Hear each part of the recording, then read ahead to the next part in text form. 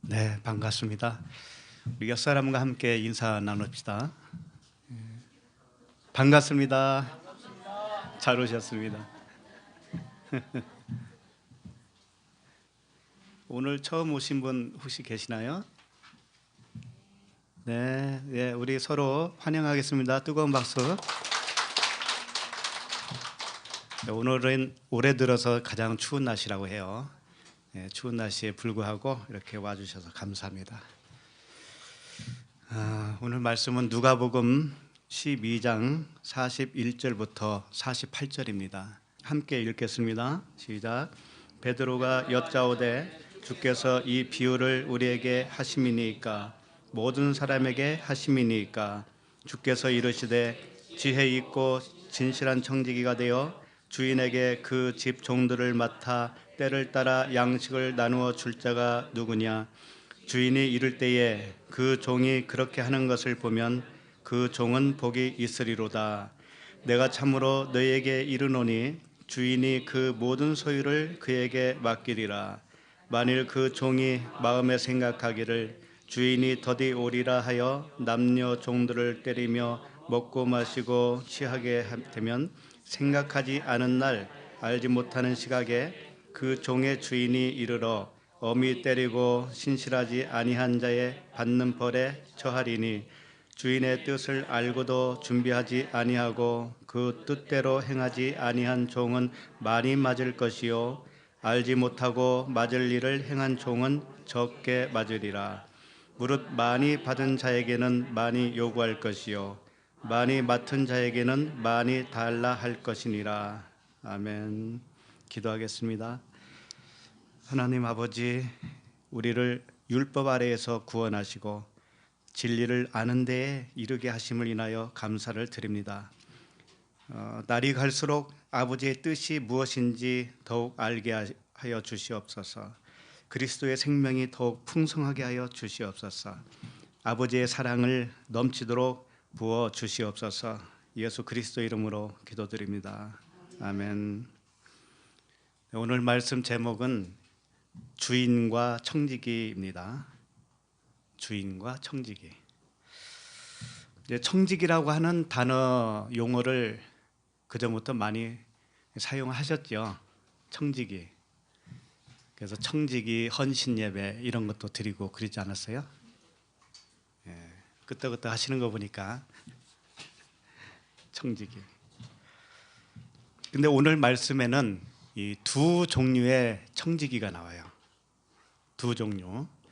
근데 한 종류는 청지기라고 하는데 또 한 청지기는 청지기라고 안 불러요. 그냥 종이라고 그래, 종. 근데 같아요, 사실은. 이 두 종류의 청지기에 관한 비유의 말씀이다 이겁니다.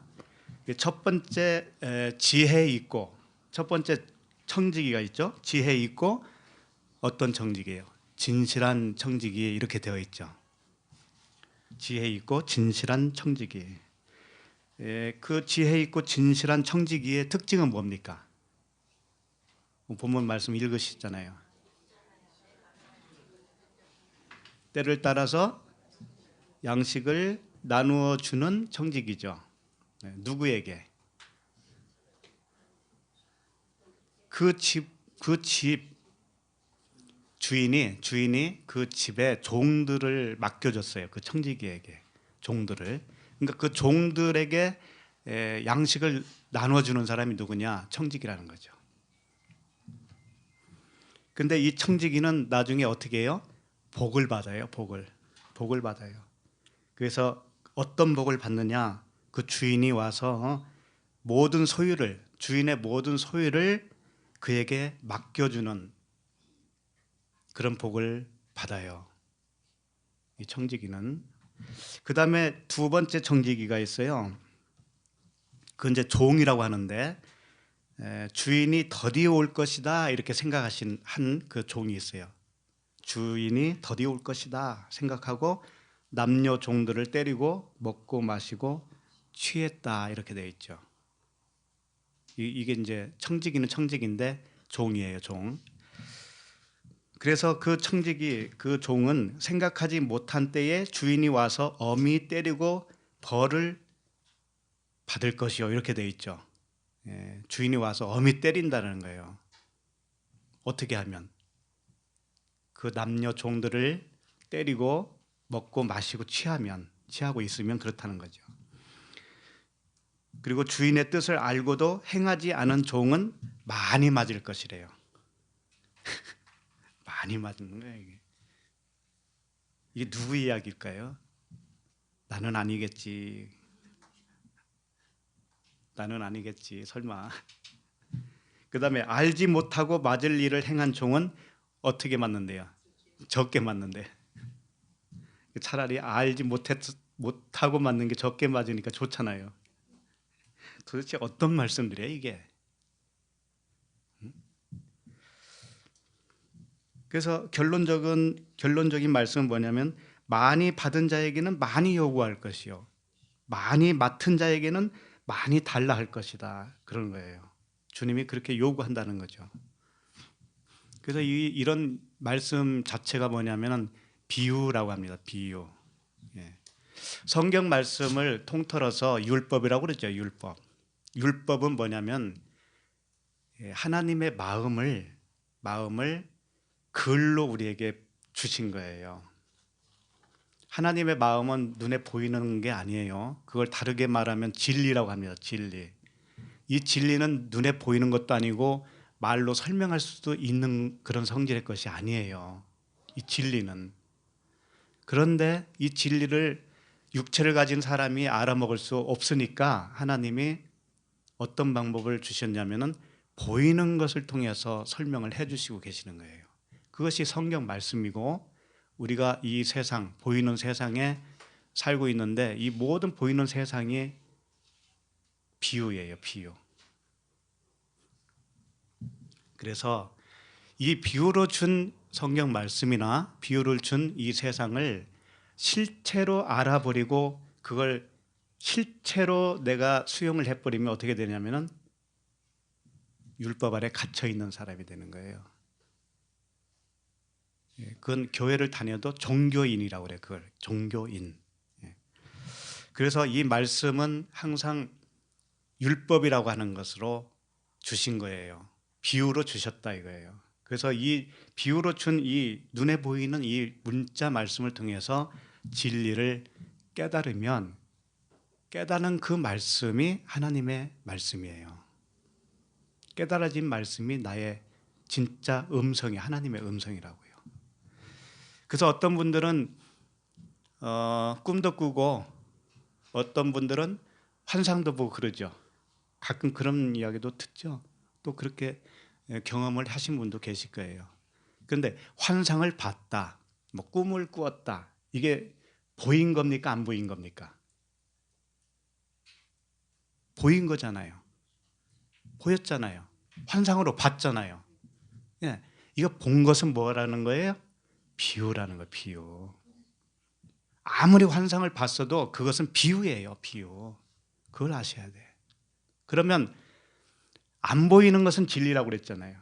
그럼 환상을 만약에 봤다, 어떤 꿈을 선명하게 꾸었다, 이 꿈을 가지고 어떤 하나님의 뜻을 선명하게 깨달아지면 그 깨달은 의미는 뭐예요? 눈에 보여요, 안 보여요?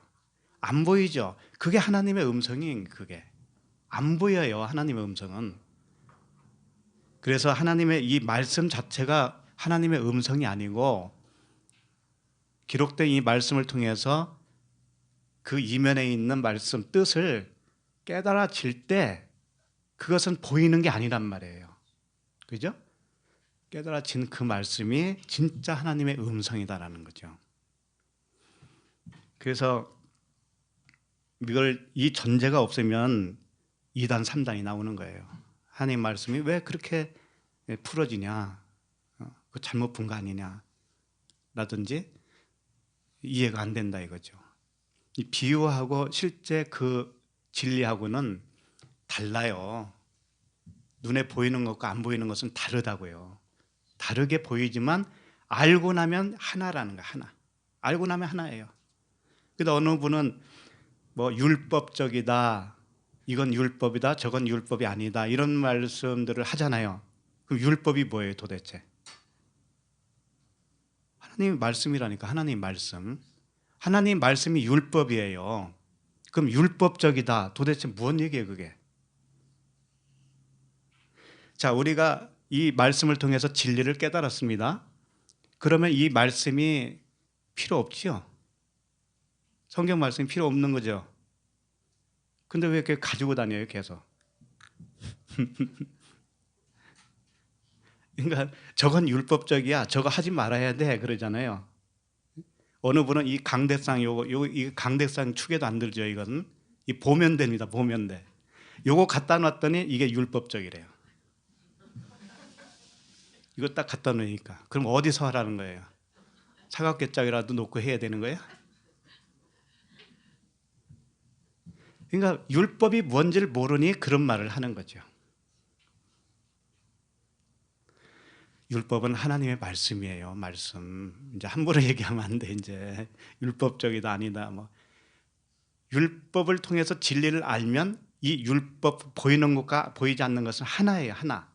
하나라고 하는 의미는 이 보이는 것은 이제 보이지 않는 것에 소속이 된 거예요. 그 안에 들어가 버린 거예요. 그래서 하나라는 거죠. 그래서 깨달았지만 이 성경책은 항상 있는 거예요. 이게 없으면 진리를 어떻게 알아요? 아니, 보이는 이 세상이 없으면 진리를 어떻게 알아요? 그것은 하나님이 그렇게 작정을 하신 겁니다. 기쁘신 뜻이에요. 보이는 걸 통해서 보이지 않는 것을 깨닫는 것. 이게 하나님의 계획이고 예정이에요. 그걸 무시해서는 안 되는 거죠. 그래서 어느 분은 교회가 뭐예요? 교회가 우리라고 그러죠. 우리 에클레시아. 교회가 우리니까 그 보이는 교회는 가지 말라는 거죠. 그러면 이런 말과 똑같아. 이 성경 말씀은 보이는 거잖아요. 그럼 보이지 않는 진리를 깨달았으니 성경은 필요 없다는 말과 똑같은 거예요. 뭐가 달라요? 그 보이는 교회, 거기에는 가지 말라는 거죠. 그 모임에 가지 말래요. 그 말이 진리일까요?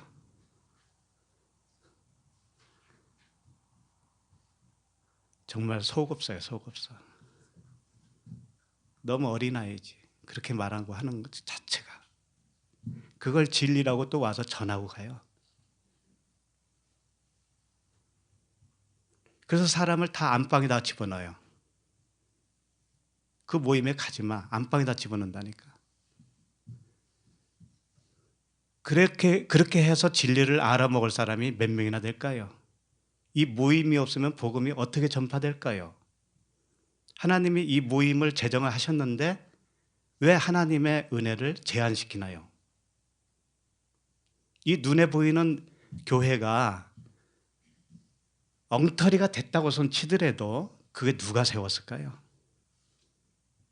하나님이 세운 거예요. 하나님이 하지 않는 것은 아무것도 없습니다. 거기서 율법을 깨닫고 나오는 겁니다. 거기 계속 눌러앉으라고 하는 것이 아니라 거기서 실컷 배울 만큼 배우는 거예요. 배워야 돼요. 분량이 찰 때까지 배우는 거예요. 그래서 그 율법으로는 의롭게 될 수 없다라는 것을 깨닫는 거예요. 그렇기 때문에 이 보이는 것이 다 필요하다라는 거예요. 보이는 것이 다 필요합니다. 그러니까 사도행전에 보면은 그 진리를 깨달은 성도들이 어떻게 날마다 모여요, 안 모여요? 날마다 모이잖아요. 그것만 봐도 하나님의 마음을 읽어야지. 말씀이 이렇든 저렇든 따지기 이전에 하나님의 마음이잖아요. 하나님의 마음. 안 모이고 도대체 뭘 어떻게 하자는 거예요? 혼자 집에서 앉아서 뭘 어쩌자는 거예요? 아, 유튜브가 있으니까? 네. 열심히 들으십시오. 안 나가면, 그 모임에 안 나가면 차비도 안 들으니까 좋잖아요. 또 가면은 뭐 밥값이라도 내야 되나? 또 눈치 봐야 되나요? 시간 낭비죠? 그러니까 복음을 어디에다가 이용을 하냐면 자기 이로운 그쪽으로 딱 잡는 거예요. 그거 안 해도 된대? 안 해도 된대. 안 하는 쪽으로 하는 거예요. 그럼 안 하면 진리인가요? 안 하면 진리일까요? 제가 이런 말을 왜 하게 됐는지 나도 모르겠어요, 지금. 이 순간에. 그러나 진리가 전파되고 있다면 그 교회에는 가세요. 거기가 어디가 됐든지 간에 나가셔야 됩니다. 나가셔서 나눔을 하시고 부딪히고 그렇게 하세요. 사람들이 모인 곳에는 항상 자기 만족이 있을 수는 없어요. 귀찮을 수도 있습니다. 그런데 왜 하나님이 모이라고 하는지 아세요? 혼자 있으면 그 사람이 드러나지 않습니다. 절대 드러나지 않아요. 자기 혼자 내가 다 됐다라고 생각을 해요. 착각에 빠진단 말이에요. 그 말씀만 앉아서 열심히 들었다고 해서 되는 게 아니라니까요. 그건 그냥 지식일 뿐이에요. 그 지식이 내 존재가 되려면 실제적인 삶이 있어야 돼요. 부딪혀야 된다니까요. 그래서 저 사람과 이 사람이 서로 생활을 같이 하다 보면 내가 어떤 사람인가가 드러나요. 드러나. 하나님이 그걸 보기를 원하시는 거예요. 그렇게 드러나는 자신을 보면서 좀 더 그 진리로 지어져 가는 것이지 들었다고 해서 되는 게 아닙니다. 그래서 모임이라는 것이 귀중한 거예요. 한번 생각을 해보세요. 정말 하나님의 자녀라면 또 다른 자녀를 보고 싶은 게 당연한 거 아닌가요? 그렇죠? 거기 가서 보고 싶잖아요. 그분을 뵙고 싶잖아요. 그런 마음이 없다면 그게 정말 하나님의 아들이라고 볼 수 있어요. 엉터리 같던 그런 모임에 가라는 얘기는 아니에요. 정말 복음이 전파되고 있으면 멀어도 가는 거예요. 그런 데는. 예. 그래서 그 성도와의 사랑의 교제, 거기에도 목마름이 있어야 되는 거예요. 그러니까 오늘도 어느 자매님께서 그러시대요. 누가 모이라고 하지 않아도 자생적으로 이렇게 모임이 된다라는 거예요. 그게 뭘 말해주고 있어요? 내 안에 그 진리가 들어오고 하나님의 생명이 들어오니 혼자만 있을 수 없다라는 거예요. 혼자만. 10명이 됐든 5명이 됐든 이렇게 모여지는 거예요. 모여져요. 그것은 자연스러운 겁니다. 자연스러운 거예요. 카페에서 모이든 집에서 모이든 자연스러운 거예요. 근데 그걸 하지 말라고 하면 그 사람이야말로 복음을 모르는 사람이라니까요. 그걸 진리라고 듣고 앉아 있어요. 그걸. 자, 41절을 읽겠습니다. 시작. 베드로가 여짜오되 주께서 이 비유를 우리에게 하심이니까 모든 사람에게 하심이니까. 베드로가 주님께 질문을 했습니다. 이제 40절까지 주님이 말씀을 하신 거에 대해서 이제 비유라고 그런 거예요. 이 비유. 이 비유를 우리에게만 한 겁니까? 모든 사람에게만 한 것입니까? 이렇게 질문을 했죠. 그러면 쉽게 말해서 이런 거죠. 하나님의 말씀을 주님이 하십니다. 그러면 그 말씀을 듣는 대상자가 어디까지입니까? 요거 질문을 한 거나 마찬가지예요. 여러분은 어떻게 생각하세요? 하나님의 말씀은 누구까지 듣기를 원하실까요? 여기 말씀대로 모든 사람에게일까요? 아니면 제자들에게 국한될까요? 거기에 대한 말씀의 대답은 주님이 이렇다 저렇다 안 하셨어요. 그죠? 주님이 대답할 때 제자들 너희들에게만 했어, 아니면 모든 사람에게 한 거야, 이렇게 말씀을 하시지 않았어요. 그리고 엉뚱한 말씀과 같은 또 다른 비유를 또 설명하는 거예요. 주님은 비유 아니면 말씀 안 하셨다고 그러잖아요. 그러니까 주께서 하신 비유, 지난주에 살펴본 말씀이죠. 깨어 있으라, 요 말씀인데 요게 비유였다 이거죠.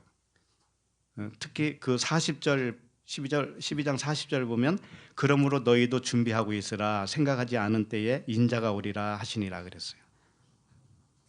인자가 온다고 하는 이 말씀도 뭐라는 거예요? 비유였다라는 거죠. 비유.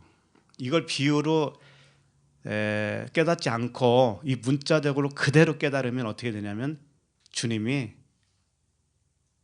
정말 이 땅에 가시적으로 오시는 것으로 생각을 해요. 저도 그렇게 배우고 그렇게 알고 있었어요. 뭐 남 얘기할 필요도 없죠. 그런데 알고 보니 비유였어요. 이건 비유였다고요. 주님이 오신다고 하는 것, 이것 자체도 우리는 주님이 그 구름 타고 막 이 땅에 오실 줄 알았잖아요. 특히 어디에 오신다고 생각하세요? 그쪽 동네에 있잖아. 이 말씀이 전부 비유였다 이거죠. 근데 사실은 비유를 알고 보니까 우리 안에 오신다고 하는 그런 뜻이었잖아요. 우리 안에 오시는 거, 우리 안에. 진리로 오신다는 거죠, 우리 안에. 그래서 이 모든 비유의 말씀을 제자들에게 하신 겁니까? 아니면 모든 사람에게 하신 겁니까? 이렇게 질문을 했어요. 근데 주님은 사실 여러분이 한번 생각을 해보세요. 주님이 그 다음에 뭔가를 말씀을 하셨는데, 이제 오늘 살펴볼 말씀입니다. 하셨는데 사실 누구에게 했다라는 말씀을 하신 거예요. 대답을 하신 거라고요. 베드로의 질문에 정확하게 하나님이 대답을 해주셨다 이거예요. 그러니까 오늘 말씀 보면 이제 제자들에게 한 건가 아니면 모든 사람에게 한 건가, 이게 이제 드러나겠죠. 그렇기 때문에 대답을 하셨습니다. 그러니까 우리들은 항상 질문을 하셔야 돼요.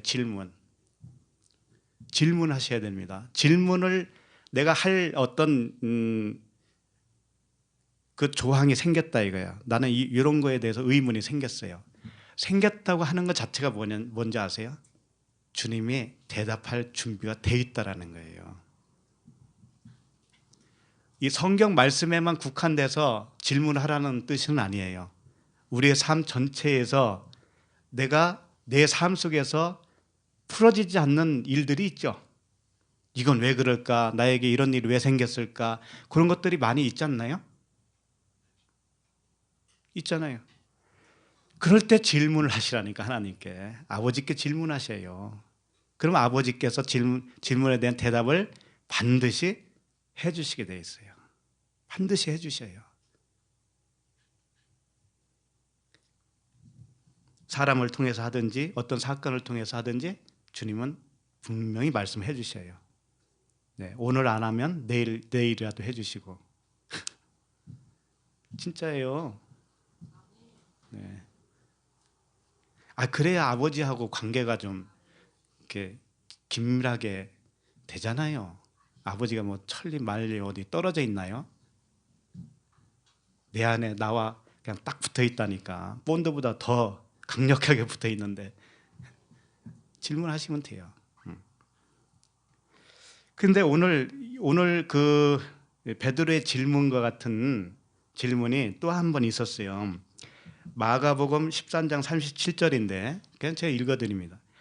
마가복음 13장 37절에 뭐냐면은 깨어 있으라, 내가 너희에게 하는 이 말이 모든 사람에게 하는 말이니라 하시니라, 이렇게 되어 있어요.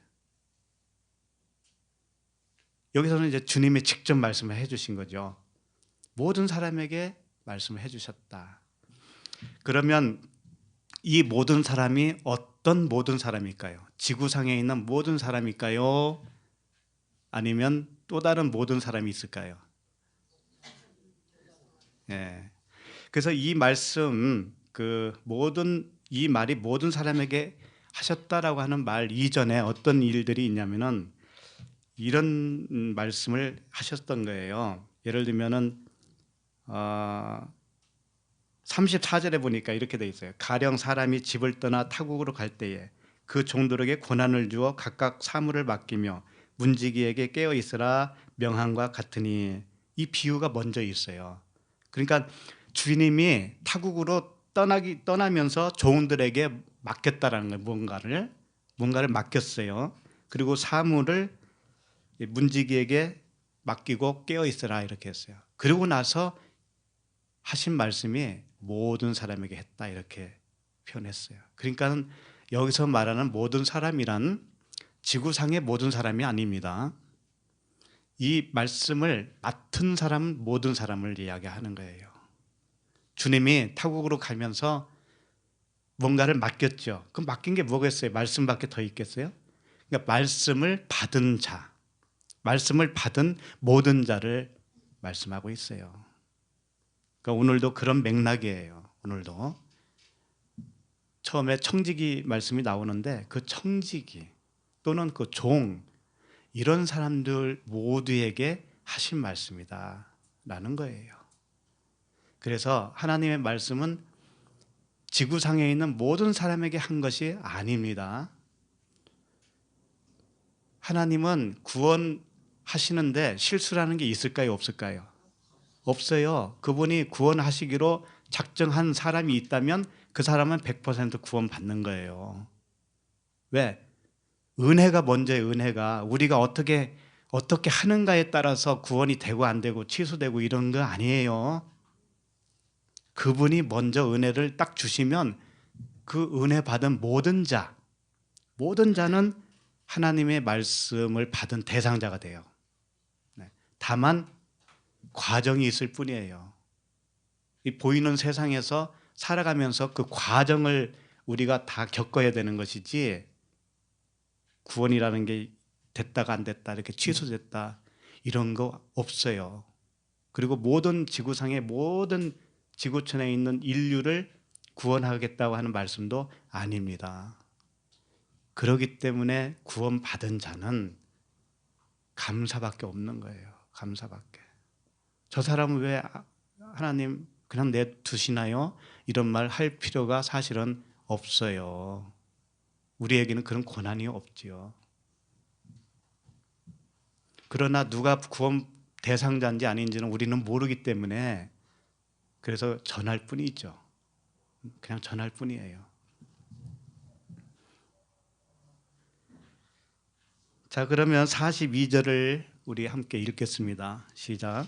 주께서 이르시되 지혜 있고 진실한 청지기가 되어 주인에게 그 집 종들을 맡아 때를 따라 양식을 나눠줄 자가 누구냐. 주인이 청지기에게 일을 맡기고 어디론가 떠나는 거죠. 그리고 다시 온다라는 전제가 있습니다. 그래서 이런 그 비유가 사실은 몇 개가 있는데 잘 아시는 비유 중에 달란트 비유라는 게 있죠. 달란트 비유. 거기서도 주님이 이렇게 말씀하셨어요. 그 마태복음 25장 14절에 보면 또 어떤 사람이 타국에 갈 때, 타국에 가기 전에 타국에 가는데 그 종들을 불러 자기 소유를 맡긴과 같으니 이렇게 되어 있어요. 그러니까 주님은 뭔가를 맡기고 항상 어딜 가시는 것 같이 이렇게 표현을 하고 있단 말이죠. 그래서 각각 그 재능대로 한 사람에게는 금 5달란트를, 한 사람에게는 2달란트를, 한 사람에게는 한 달란트를 주고 떠났다 이거죠. 그리고 나중에 돌아와야 안 돌아와요? 분명히 돌아오셔요. 그 이게 달란트 비유라고 하죠. 그 다음에 문화 비유라는 게 있어요. 문화 비유. 이것도 비슷한데 누가복음 19장 12절에 보면 이르시되 어떤 귀인이 왕위를 받아가지고 오려고 먼 나라로 갈 때에 그 종 열을 불러 은화 10문화를 주며 이르되 내가 돌아올 때까지 장사하라 하니라.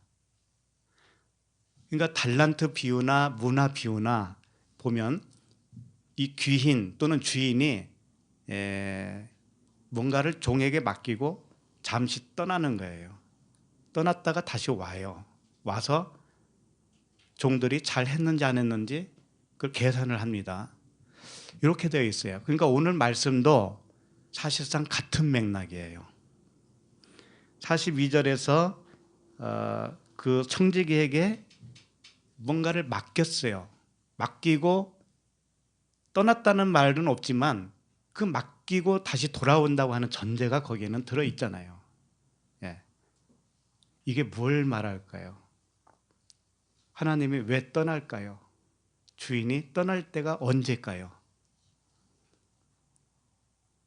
우리에게 뭔가를 맡겨주시고 떠났어요. 그리고 다시 와요. 이게 뭘까요? 예, 이것은 주님이 몸을 입고 이 땅에 오시잖아요. 오셨다가 십자가에서 죽으시고 떠나죠. 이제 그걸 여기서 표현해 주고 있는 거예요. 떠났다가 무엇로 오셔요? 그리스도 성령으로 오시잖아요. 예.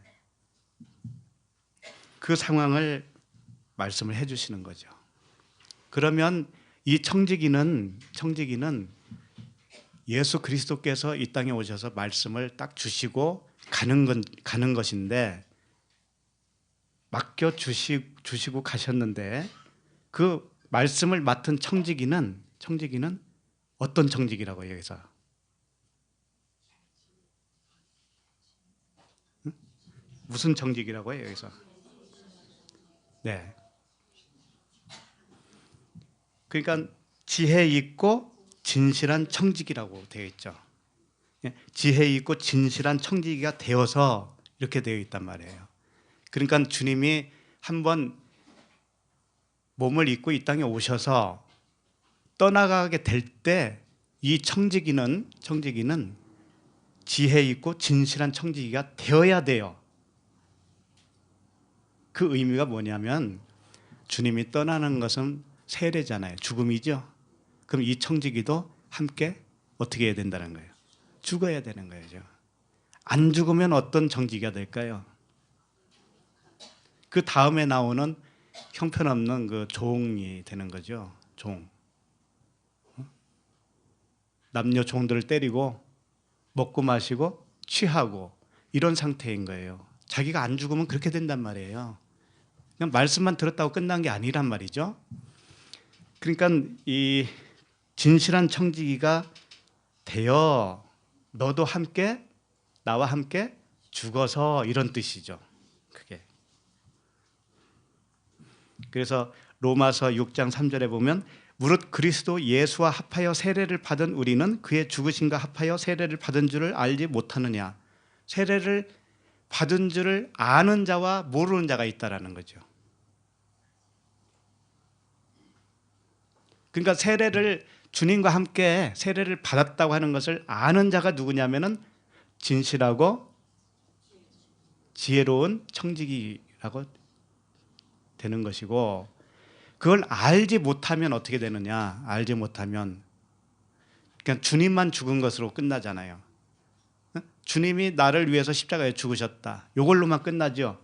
나는 가만히 있어. 자기는 아무 변화가 없어요. 그러면 어떻게 되냐면은 먹고 마시고 취하고 있는 그 종에 불과한 거예요. 그 두 종을 이렇게 설명을 해 주시는 거죠. 그러니까 형식적인 세례 일반 교회에서 이러잖아요. 예수님을 영접했습니까? 그러면 일정한 시간이 지나면 세례 문답을 해야 하네요. 하죠. 그거 달달 외우잖아요.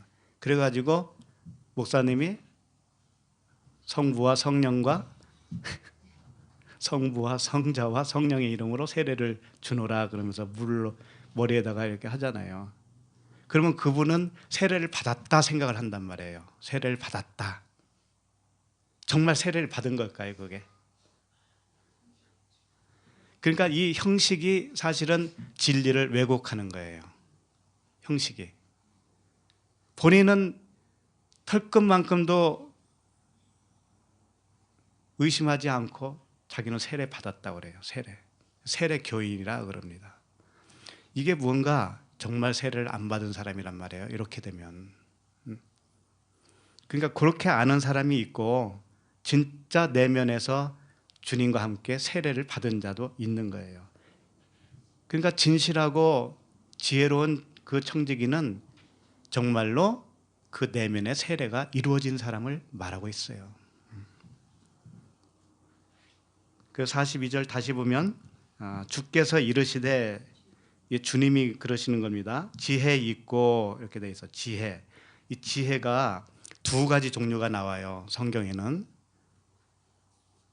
하나는 프로니모스라고 하는 지혜가 나오고 또 하나는 다른 지혜가 있어요. 뭐예요? 소피아라고 그러죠. 소피아. 똑같이 지혜 이렇게 사용을 해요. 그런데 오늘 본문 말씀은 프로니모스라고 하는 단어입니다. 프로니모스. 지혜 있다. 이 지혜 있는 청지기가 도대체 어떤 상태일까? 이걸 이 단어에서 힌트를 주고 있어요. 이 프로니모스는 지혜 있다, 슬기롭다, 분별 있다 이런 뜻입니다.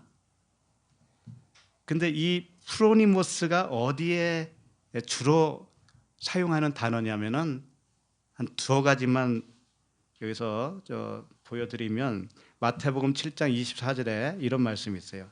그러므로 누구든지 나의 이 말을 듣고 행하는 자는 그 집을 반석 위에 지은 지혜로운 사람 같으니, 이 지혜롭다, 지혜로운 사람, 이게 프로니모스예요. 그리고 또 하나는 마태복음 10장 16절에 보면 보라 내가 너희를 보냄이 양을 이리 가운데 보냄과 같도다. 그러므로 너희는 뱀같이 어떻게? 지혜롭고, 이게 프로니모스예요. 뱀같이 지혜로워라. 그 다음에 비둘기같이 순결하라. 이렇게 되어 있어요. 그러니까 이걸 잘 보면 프로니모스, 지혜롭다라고 하는 그 단어를 언제 사용하냐면은 주님이 보내서 뭔가를, 복음을 전할 때 지혜롭게 하는 그 상태를 말하고 있어요. 지혜롭게 행하는 거예요. 전하는 거죠. 그러니까 뱀같이 지혜롭고라고 하는 것은 사실 예수님을 의미하는 것이고, 비둘기같이 순결하라라고 할 때는 뭘 의미해요? 그리스도를 의미하는 거예요. 왜? 뱀은 뭐냐면은 이 보이는 율법을 말하고 있어요. 예수님이 육체가 뭐예요? 눈에 보이잖아요. 이 율법으로 오신 거란 말이에요. 이 성전으로 오셨어요. 그럼 성전, 이 율법은 무엇을 가르치기 위해서 오셨냐면은 성전을 사람이 지었잖아요. 그 성전을 보면서 뭘 배우게 되느냐면은 보이지 않는 진리를 배우는 거예요. 그러니까 지혜롭죠. 그러니까 지혜로운 거잖아요. 눈에 보이는 건 지혜로운 거예요. 보이지 않는 진리를 가르치는 용도니까 이 말씀이 다 그런 거잖아요. 이게 그래서 지혜롭다 그러는 거예요. 지혜롭다. 근데 그 지혜롭게 하는 것은 뭐냐면 가르치는 지혜란 말이에요. 가르치는 지혜. 그러니까 이 복음을 전하는 지혜를 말하고 있죠. 비둘기같이 순결하라고 하는 것은 진리 자체를 의미하죠. 그리스도.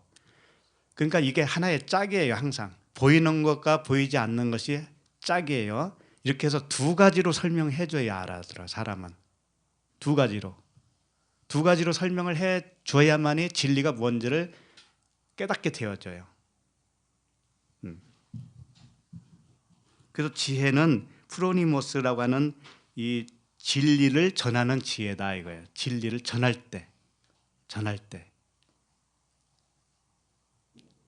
때 우리도 그러잖아요. 복음을 전할 때 어떻게 전해요? 하나님 말씀 가지고 전하죠. 하나님 말씀에 이렇게 써 있는데 이게 사실은 이러이러한 뜻이요. 이렇게 설명을 해주면 뭐예요? 보이지 않는 진리가 깨달아지는 거잖아요. 그래서 이게 지혜로운 거예요. 근데 그걸 못하면 지혜롭지가 않는 거죠. 그래서 이 지혜, 프로니모스는 전하는 지혜이고요. 그 다음에 소피아는 뭘까요? 반면에 소피아는 내가 진리가 되어지는 지혜예요. 내가 진리로 일단 받아들여야 되잖아요. 나부터 돼야 되죠. 나부터 되어지는 것, 하나님의 말씀을 들을 때 내가 진리로 깨달아지는 거 있죠? 요때 이게 지혜인데 그걸 소피아라고 그러는 거. 소피아. 두 가지가 있다 이거죠. 그래서 능력도 두 가지가 있다라는 거 아세요? 능력. 예를 들면은 영접하는 자, 곧 그 이름을 믿는 자들에게는 하나님의 자녀가 되는 권세를 주셨으니 그러죠. 이 권세가 뭔지 아세요? 엑소시아라고 그러거든요. 엑소시아. 자녀가 되는 권세. 엑소시아는 뭐냐면 내가 자녀 진리를 받아들이는 능력을 말하고 있어요. 하나님이 그걸 주시기 때문에 우리는 가능한 겁니다. 그 능력, 그 지혜가 없으면 받아들일 수가 없어요. 그러니까 지혜로 말하면 프로니모스가 그게 해당되는 거, 프로니모스가 아니고 소피아가 받아들이는 지혜. 그 다음에 받아들이는 능력은 뭐예요? 엑소시아라고 하는 거죠. 그러면 전하는 지혜가 뭐라고 했어요? 아까 프로니모스라고 그랬죠. 그럼 전하는 능력도 있는 거예요. 전하는 능력. 그게 뭘까요? 디나미스라고 그러죠. 그걸 디나미스. 다이나마이트가 거기서 나왔다고 그러죠. 전하는 지혜. 성령을 받으면 어떻게 해요? 권능을 받고 전하는 디나미스가 나온 거예요. 그 권능을. 이 두 가지가 하나님으로부터 우리에게 주어져요. 받아들일 수 있는 지혜, 그 다음에 전할 수 있는 지혜, 받아들일 수 있는 능력, 전할 수 있는 능력, 이게 두 가지가 우리에게 다 오는 겁니다.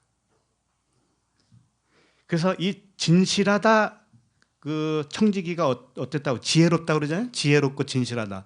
지혜로운 청지기라는 건 뭐냐? 바로 전할 수 있는 능력을 가지고 있는 자. 이 청지기는 어떤 직분을 의미하기보다는 하나님의 말씀을 들은 우리 모두에게 해당되는 그런 직분을 말하고 있어요. 우리 내면의 직분입니다. 청지기라고 하는 것은 일단은 내가 나에 대해서 청지기가 되는 거예요. 그래서 내가 나를 가르치잖아요. 내가 나를.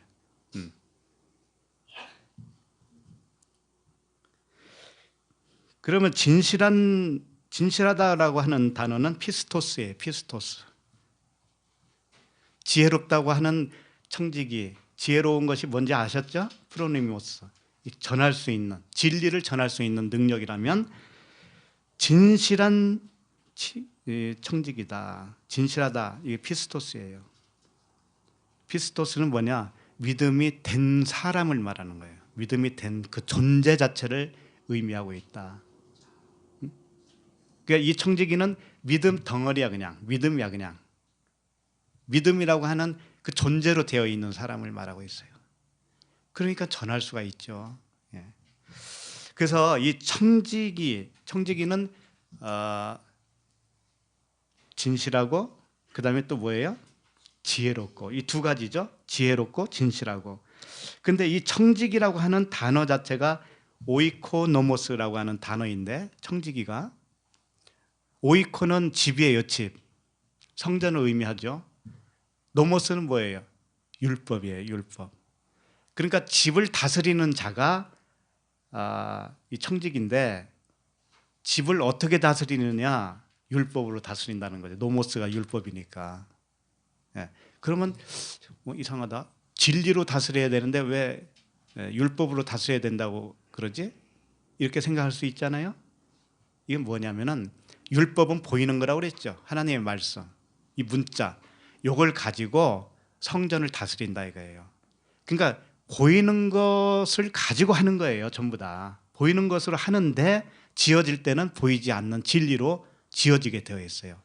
왜냐하면은 이 사람은 전할 수 있는 능력이 있기 때문에.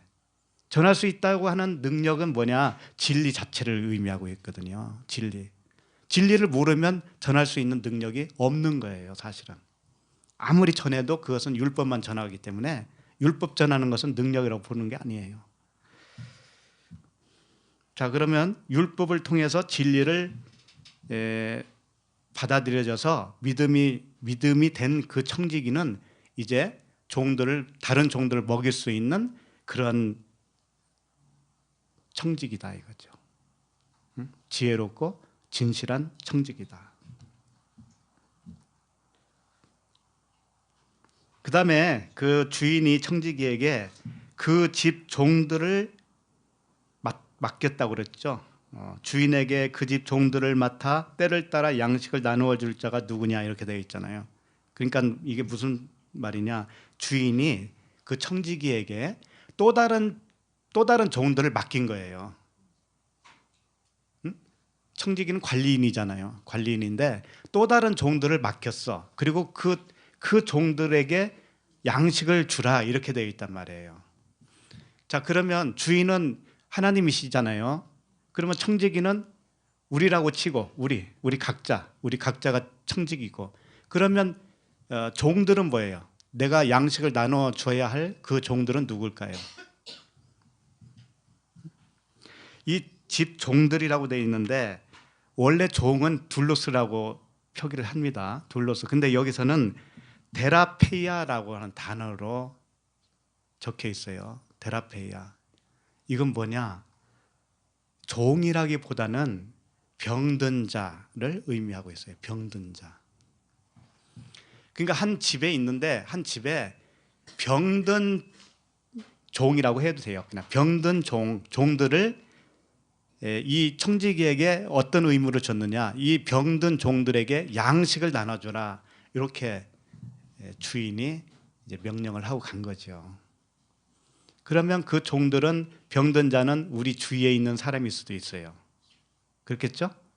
내가 복음으로 그 병든 자를 치료해야 되잖아요. 내가 청직이라면 그런 관계가 되겠습니다. 그래서 이 종들, 데라페이아라고 하는 것은 치유를 받아야 할, 병을 치유받아야 할 종, 이런 것들을 의미하고 있다 이거죠. 자, 그래서 그 종들, 치료받아야 할 그 종들에게 때를 따라 뭐라고 그래요? 양식을 나눠줄 자가 누구냐 이렇게 돼 있죠. 이 때를 따라가 어떤 원어상으로 어떻게 돼 있냐면은 엔 카이로 이렇게 돼 있어요. 카이로스 아시죠? 카이로스는 시간을 의미하는데 어떤 시간을 의미하느냐? 영원한 시간. 하늘나라 개념의 시간이에요. 카이로스 시간과 대비되는 또 다른 시간이 있죠. 크로노스죠. 크로노스는 이 세상적인 시간을 의미해요. 그럼 이것을 가장 쉽게 설명하면 이거예요. 율법 아래에 있을 때는 크로노스라고 그러고, 그 다음에 율법에서 나와서 진리로 전향됐을 때 그때는 카이로스예요. 그러니까 우리가 전부 다 처음에는 크로노스에서 살다가 진리로 나왔어요. 그러면 카이로스의 시간대에 살고 있어요. 그러니까 지금 때를 따라라고 했는데 이게 엔 카이로예요. 그러니까 카이로스 안에서 이런 뜻이에요. 카이로스 안에서 양식을 나누어 줘라 이렇게 되어 있다고요. 그러니까 어떤 양식이 되겠습니까? 이 양식은 진리의 양식이 되겠죠. 네, 그 이야기예요. 그래서 양식이라고 하는 단어도 시토메트론이라고 하는 단어예요. 시토메트론, 이게 뭐냐면은 계량된 음식이다 이런 뜻이에요. 음식을 어떤 측정할 수 있는 기계로 딱 잰 거예요. 계량한 거예요. 측량을 한 거예요. 측량을 해서 측량된 그 음식이 뭐예요? 양식이라는 거예요. 시토메트론. 이게 무슨 뜻일까요? 계량됐다. 양식이 계량됐다. 측량됐다. 쉽게 말하면 이 보이는 말씀이 율법이죠. 이 율법에서 진리가 나왔어요. 진리가 나왔어요. 그게 계량된 음식이에요. 율법은 이렇게 방대하단 말이에요. 거기서 이렇게 솎아낸 거예요. 그게 계량된 음식이다. 그러니까 진리 말씀이죠. 네, 영원한 말씀, 그 영적인 말씀, 이것을 양식 이렇게 표기를 한 거예요. 영의 양식이죠. 생명의 양식. 이것을 누구에게 주라? 병든 종들에게 나눠주라 이렇게 되어 있죠. 그럼 이 지혜롭고 신실한 이 청지기는 할 수 있어요, 없어요? 능히 할 수 있는 것이죠. 네. 자, 그다음에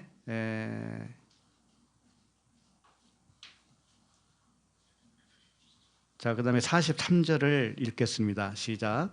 주인이 이를 때에 그 종이 그렇게 하는 것을 보면 그 종은 복이 있으리로다. 예. 이제 이 원어를 보면 제일 먼저 마카리오스가 나와요. 복이 있도다 이렇게 나오는 거예요. 복이 있다 이게 제일 먼저 나와요. 복이 있다 마카리오스 호둘로스 이렇게 돼 있어요. 복이 있다 그 종이 이런 뜻이에요. 둘로스가 종이니까. 그러니까 제일 먼저 하나님이 이 말씀을 막 하고 싶은 거예요. 복이 먼저야 복이 이런 거예요. 자, 그럼 복이 먼저가 아니면 어떻게 되겠어요? 이 청지기가 그 양식, 하늘의 양식을, 생명의 양식을 주면 복이 있고 만약에 못 주면 복이 없고 이렇게 되겠죠. 우리가 어떻게 하는가에 따라서 복 받을 수 있고 안 받을 수 있고 이렇게 된단 말이에요. 이렇게 가르친 게 뭐예요? 그 행위잖아요. 행위. 이게 율법이란 말이에요. 우리가 어떻게 하느냐에 따라서 하나님이 병 주고 약 주고 이렇게 가르쳤단 말이에요. 옛날에는. 근데 복이 먼저라는 거예요. 복이 먼저예요. 복 받은 자들아 이러는 거예요. 복 받은 종들아. 복이 먼저예요. 복이. 하나님이 복을 딱 주시면 그 사람은 진실한 지혜롭고 진실한 청지기가 될 수밖에 없어요. 예. 그래서 은혜예요. 그래서 은혜.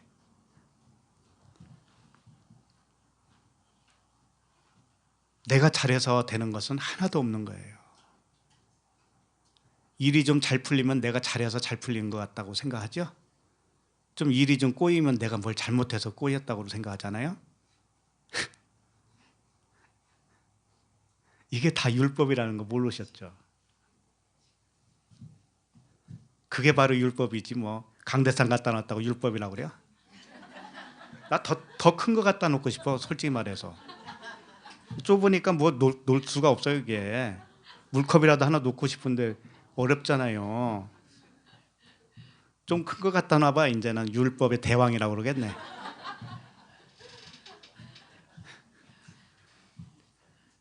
복음을 어떻게 배웠길래 도대체가.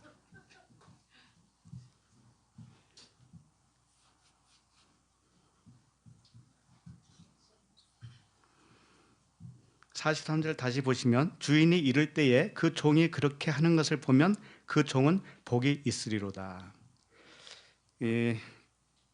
마카리오스 호둘로스, 그러니까 복이 있도다 너희 그 종들아 이렇게 말씀하신 거예요. 그리고 나서 그 주인이 왔을 때 그 종이 이와 같은 방법으로 이렇게 되어 있어요. 그러니까 그 종이 이렇게 하는 것을 보면 이렇게 되어 있는데 위에서 설명한 42절에서 설명한 그 방식 그대로 하고 있는 것을 보면 이런 뜻이에요. 42절에서 어떻게 했어요? 지혜롭고 진실한 청지기가 크로노스가 아니고 카이로스에 해당되는 그 영의 양식, 진리의 양식을 그 병든 자들에게 나눠주는 것을 보면 이렇게 되는 거죠. 근데 이 본다라고 하는 단어도 이 휴리스코라고 하는 단어예요. 찾으면 이런 뜻이거든요. 주님이 오셔서 그걸 찾는다 이거예요. 근데 이것을 우리의 행위를 의미하는 게 아니라고 그랬죠. 복을 받은 자는 이렇게 하게 되어 있다 이거예요. 그렇게 되면 주님이 성령으로 오셨을 때, 근데 이런 사람은 사실은 성령이 함께 하고 계신 거예요. 그때부터. 왜? 처음에 주님이 도둑같이 오신다고 그랬죠. 도둑같이 오면 그게 뭐냐면은 율법 아래에서 내가 죄인이구나 라고 하는 것을 깨달았을 그 시점이 그분이 오신 거예요. 도둑같이 오신 거예요. 그럼 그 다음에 오시는 건 뭐냐면 도둑같이 안 오셔요. 그때는 지난주에 설명해 드렸잖아요. 때부터는 도둑같이 오시는 게 아니에요. 왜? 이미 와 계시거든요. 이미 와 계신 거예요, 그게. 그러니까 도둑같이 임했던 그분은 사실상 성령으로 오신 거지요. 성령으로 오시지 않으면 깨달을 수 있나요? 도저히 없잖아요. 그렇기 때문에 우리에게는 처음으로 오시는 그분이 도둑같이 오시는 분이에요. 그 율법을 깨닫게 해주시는 분으로 오셨기 때문에. 그러고 나서부터는 진리를 점점 더 깨달아지죠. 그렇잖아요. 진리를 점점 더 깊이 깨닫게 되어지는 것이 뭐냐면 처음에는 물세례라면 그 다음에는 불세례에 해당되는 거예요. 불세례 때는 그분이 언제 오고 말고 이런 게 없어요. 사실은 이미 함께 계신 것이죠. 자, 44절을 함께 읽겠습니다. 내가 참으로 너에게 이르노니 주인이 그 모든 소유를 그에게 맡기리라. 네, 복받은 자들에게 주님이 뭘 주신다고 하냐면은 자신의 소유를 맡긴다 이렇게 되어 있어요. 자, 소유가 뭐냐 도대체? 소유. 주님의 소유가 뭘까요? 말씀밖에 더 있습니까? 그런데 처음 말씀이겠습니까? 두 번째 말씀이겠습니까? 두 번째 말씀이죠. 첫 번째 말씀은 모두 다 율법으로 주신 거예요. 처음에는 그 율법을 받아야 돼요. 우리는 받을 수밖에 없고. 그리고 나서 두 번째 오셨을 때는 진리의 말씀, 그 말씀으로 주는 거예요. 진리. 그래서 이 소유라고 하는 히파르콘타 이렇게 돼 있어요. 히파르콘타, 이게 이제 재산, 소유라는 뜻인데 이게 어떤 의미를 가지고 있냐면은 아래에서 처음으로 시작된 것이라고 하는 뜻이 있어요. 히포라고 하는 건 아래에서, 아래. 그 다음에 아르코마이라고 하는 단어가 여기에 합성이 되어 있는데 아르코마이는 시작하다라는 거예요. 처음으로 시작한다. 그러니까 뭐냐? 아래 것으로부터 시작된 그 소유를 말하고 있어요. 그게 뭘까요? 율법이잖아요. 율법. 그래서 이 소유가 두 가지가 나오는 거예요. 한 가지는 버려야 할 소유가 있고 팔아야 할 소유. 그러니까 그 부자 청년에게 뭐라 그래요? 네 소유를 다 팔아서 가난한 자에게 주라고 그러죠. 이 팔아야 할 소유가 있는 거예요. 똑같은 단어는 똑같아요. 단어는. 그러나 주님이 처음에 맡겨줬을 때의 그 소유는 율법인데 그 율법을 가지고 어떻게 했냐면은 잘 깨달아서 카이로스의 시간대에 해당되는 진리의 양식으로 나눠주는 거예요. 이게 벌써 진리가 된 거죠. 그러면 주님이 오셔서 네가 팔았구나, 네 소유를 팔았구나 이렇게 된 거잖아요. 팔았으니 내가 이제는 내 소유를 전부 다 줄게 이렇게 되는 거예요. 그 소유도 역시 율법이라는 거 아셔야 돼요. 주님이 주는 소유도 율법이에요, 사실은. 그런데 그 소유를 받음과 동시에 나는 계속 진리의 소유로 변환할 수가 있는 거예요. 아셨죠? 소유는 율법의 소유예요, 사실은. 그러나 주님이 줄 때는 그 소유가 진리로 바꿔지는 소유가 된다 이거예요. 율법이 진리로 변환되었기 때문에 그래요. 이제 우리에게는 아무리 이 성경 말씀을 들이대도 이제는 진리로 변환할 수 있는 능력이 있잖아요. 그분이 함께 계시니까. 네. 그래서 그 소유는 율법이지만 다시 오셔서 준다고 하는 것은 네가 율법을 진리로 변환할 수 있는 능력이 너에게 있잖아. 그러니까 내가 이 율법을 몽땅 다 줄게 이제는. 성경 66권을 다 줄게. 근데 그 율법 66권이 이제는 너에게는 다 진리가 되는 거잖아. 이거죠. 예. 그러니까 팔게 되면 진리의 소유가 돼요. 율법의 소유를 내가 팔면 진리의 소유를 되는 것인데 이게 사실은 팔고 어디로 뭐 없어지고 그런 게 아니고 변환되는 걸 의미하고 있어요. 변환되는 거예요. 내 속에서 바꿔지는 거예요. 율법이 진리로 다 바꿔지는 거예요. 자, 45절을 읽겠습니다. 시작. 만일 그 종이 마음에 생각하기를 주인이 더디 오리라 하여 남녀 종들을 때리며 먹고 마시고 취하게 되면, 자, 여기서부터는 이제 똑같은 청지기인데 이제 종이라고 여기서는 표현을 합니다. 다른 종을 말하고 있는데 사실은 그렇지 않아요. 한 사람을 의미하고 있어요. 여기 보면 만일 이렇게 되어 있죠. 만일이 이제 애한테 이렇게 되어 있어요. 그러나 만일 이런 뜻이에요. 만일. 그러니까 이것은 하나의 가정이지요. 그리고 그 종이 이렇게 되어 있어요. 그 종이 마음에 생각하기를, 이제 이게 부정적인 이야기가 좀 나오지요. 그렇죠? 근데 이렇게 생각하시면 돼요. 이 종이라고 하는 것은 바로 앞에서 언급했던 그 청지기 있죠.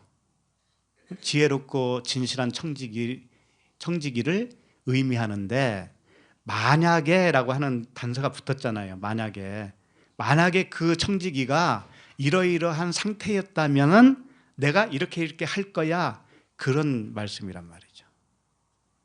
그러니까 한 청지기가 사실은 지혜롭고 지혜롭고 진실한 그 청지기가 되기 위해서는 사실상 이런 과정이 있었단다, 이걸 설명하고 있는 거예요. 이걸 두 사람으로 생각하시면 안 돼요. 만약 그랬잖아요. 만약. 예를 들면 이런 뜻이죠.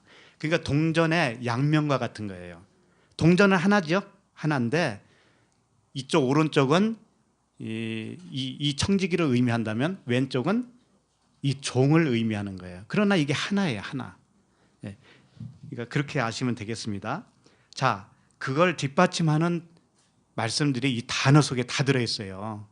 자, 만일, 그리고 그 종이 이렇게 돼 있죠. 그 종이 어떻게 돼 있냐면 호둘로스 에케이노스 이렇게 돼 있어요. 호둘로스 그 종, 그 다음에 에케이노스가 그것 저것 이런 뜻이에요. 그런데 에케이노스를 왜 여기다가 넣느냐면은 보통은 저것 그것 할 때는 후토스라고 하는 단어를 씁니다. 후토스, 그 사람 저 사람, 후토스가 쓰이는데 여기서 에케이노스를 썼다고 하는 것은 좀 특이하단 말이에요. 그러면 에케이노스가 왜 여기에 들어갔고 이 단어가 언제 쓰여지느냐, 이런 거예요. 같은 한 사람을 의미하는데 그 사람의 이쪽 저쪽을 표현할 때 쓰는 거예요. 이 사람, 한 사람, 그러니까 청지기 한 사람을 지칭을 하면서 청지기의 다른 면, 다른 반쪽을 설명할 때 이 단어를 쓴다 이거죠. 그러니까 이 단어를 쓸 때는 위에서 말한 그 청지기 한 사람을 의미하는 것이다. 그러니까 한 사람의 어떤 이 긍정적인 면을 표현했다면 지금부터는 그 반대편에 있는 부정적인 면을 내가 표현하겠다. 근데 이게 다 완성되면 이게 하나야라고 하는 것을 가르쳐 주는 거죠. 그러니까 이 편과 저 편을 갈라서 말할 때 에케이노스라고 하는 단어를 쓴다. 그렇게 아시면 되겠습니다.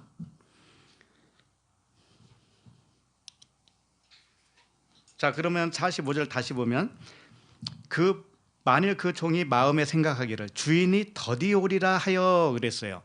주인이 더디 온다. 더디 온다라고 생각하는 사람들이 어떤 사람들인 줄 아세요? 세대주의자들이에요. 세대주의자들은 어떻게 주님이 오시는 것으로 깨닫고 있냐면은 언젠가는 주님이 눈에 보이도록 오실 것이다. 그래서 이 세상에 하나님의 나라를 건설해 주실 것이다, 이렇게 생각을 해요. 그래서 이스라엘의 회복할 때 진짜 이스라엘 나라라고 하는 나라가 회복될 것이다. 그곳에 주님이 오실 것이다. 오셔서 다스릴 것이다. 그때까지 잘 참자. 이게 뭐냐면 더디 올 것이라고 생각하는 거예요. 더디 올 것이라고 생각하는 거예요. 이 더디가 크로니조라고 하는 단어예요. 늦어지다, 지체하다, 연기하다. 그런데 크로니조는 크로노스라고 하는 단어에서 왔다는 거 아셔야 돼요. 크로노스. 카이로스에서 와야 되는데 크로노스에서 왔어요. 크로노스가 뭐예요? 율법이잖아요. 율법 시간이잖아요. 율법 시간. 눈에 보이는 시간대. 세대. 이 세대주의. 이 세상. 율법 세상, 눈에 보이는 세상, 요걸 크로니조라고 하는 단어로 더디온다 이렇게 하는 거예요. 더디온다. 이게 눈에 보이도록 와야 되는데 안 오고 있잖아요. 그러니까는 더디온다. 근데 이 사람들은 왜 더디오는 것을 표현하고 있냐면은 사실상 우리 내면에 오는 것을 모르기 때문에, 그걸 믿지 않고 있기 때문에, 밖에 임하는 하나님을 기다리고 있기 때문에 더디오는 거죠. 죽을 때까지 안 올 수도 있어요, 그분한테는. 그러니까 예수님을 보이는 세상에 보이는 육신으로 온다고 믿는 상태, 이게 더디 이런 뜻이에요. 더디 온다. 그 다음에 남녀 뭐라고 그래요? 남녀 종들을 때리며 이렇게 돼 있죠. 이 남종, 여종 이런 뜻이에요. 남녀 종들이라고 하는 것은, 남종은 이제 파이스, 이 2살 아래로 예수님 시대에 태어났을 때 2살 아래로 어떻게 했어요? 다 죽었죠. 요게 파이스예요. 그 다음에 여종도 파이디스케인데 이게 파이스의 여성형이니까 똑같은 거예요. 그러니까 이건 뭘 의미하고 있느냐? 죽어야 할 그 겉사람을 의미하고 있죠. 죽어야 할 겉사람. 근데 오해를 하지 마셔야 돼요. 죽어야 된다고 하는 것은 완성을 의미하는 거예요. 사실상 죽어야 된다고 하는 것은 살아나야 된다는 것과 똑같습니다. 우리가 겉사람이 죽어야 된다라고 할 때는 겉사람이 속사람으로 살아나는 걸 의미하는 것이지, 죽어서 어디 갔어요 우리가? 그런 적이 있었어요 지금까지? 죽어서 다시 살아났는데 그럼 옛날 기억이 있어요 없어요? 다 있잖아요. 근데 어떻게 죽었다고 그래요? 그런 죽음을 의미하는 게 아니죠. 죽음, 겉사람의 죽음. 겉사람은 낡아지고 속사람은 날로 새롭도다 할 때 나 한 사람이 이 변환되는 걸 의미하는 거예요. 겉사람이 속사람으로 바꿔지는 걸 의미하는 거예요. 겉사람 따로 있고 속사람 따로 있는 게 아니에요. 그러니까 이 종들을 때린다라고 하는 것은 뭐냐면은, 이 때린다라고 하는 이 티프토, 이 머리를 친다라고 하는 의미인데, 머리를 친다. 그러니까 이 종들은 사실상 살아나야 되잖아요. 살아나서 자라나서 뭐가 돼야 되냐면은 아들이 되어야 돼. 하나님의 아들이 되어야 돼요. 그런데 때려 뿌리면 어떻게 되겠어요? 진짜 죽잖아요. 진짜. 진짜 죽으면 안 되거든요. 그런데 이 나쁜 종은 때리고 있다라는 거예요. 그 때리고 있는 그 형국이 어떤 형국이냐면, 율법으로 가르치면 때리는 거예요. 문자대로 가르치면 때리는 거예요. 크로노스 시간대로 가르치면 때리는 거예요. 눈에 보이는 대로 문자대로 딱 그렇게 가르치면 엄청나게 때리고 있는 거예요. 어디를 때리는 거예요? 머리통을. 다 죽는 거라니까, 그렇게 해서. 그렇게 되면 안 되죠. 예. 자, 그 다음에 먹고, 뭐라고 했어요? 먹고 마시고. 근데 먹는다고 하는 단어가 SDO라고 하는 단어입니다. 근데 먹는다고 하는 단어도 2가지 있다는 거 아셔야 돼요. 이 SDO라고 하는 것은 이 탐식을 의미할 때 쓰는 단어예요. 개걸스럽게 먹다, 뭐 이런 뜻이 있어요.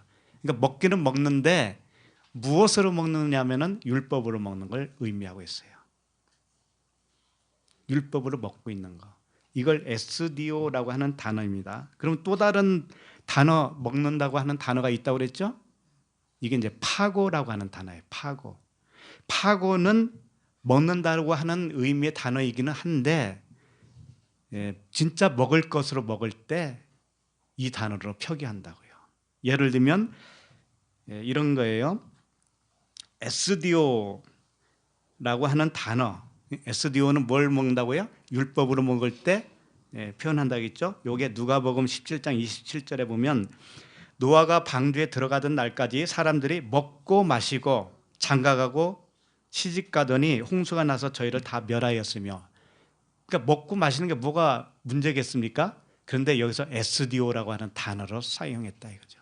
먹는 건 먹는 건데 율법으로 먹으면, 문자로 먹으면, 이 세상 것으로 먹으면, 사람의 교훈으로 먹으면 어떻게 된다? 다 멸망이다. 예, 이제 그 말씀을 한 거예요. 그러면 파고는 진리로 먹는 거라고 그랬죠. 이제 이 파고가 들어간 단어 말씀이 마태복음 26장 26절인데요. 제가 읽어드리면, 저희가 먹을 때에 예수께서 떡을 가지사 축복하시고 떼어 제자들을 주시며 가라사대 받아 먹으라. 이게 파고예요. 받아 먹으라.